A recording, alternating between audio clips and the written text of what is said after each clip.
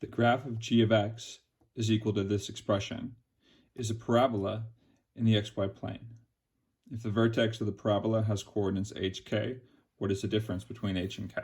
So what we're being asked to do is find the vertex of this parabola. And while you might be tempted to FOIL this out and convert it to vertex form, that's way more algebra than you need to do.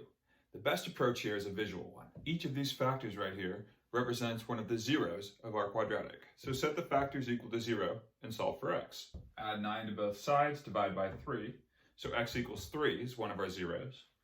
Add 1 to both sides, x equals 1 is the other zero. Let's have a look at the graph. So here's our given function, our quadratic. Here are the zeros we found from the factors. And here is the location of those two zeros on the graph. And we know that parabolas are symmetric. So that means the vertex has got to be exactly halfway in between the zeros, which is 2. So we input 2 into our function. G of 2 equals 3 times 2 minus 9 times 2 minus 1. Some quick calculations, and we find that g of 2 is equal to negative 3.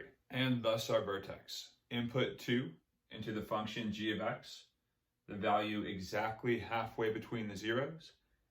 Output the value of the vertex. So having found our vertex, we can answer our question. What is the value of h minus k? Just watch out for the sign trap and you're golden.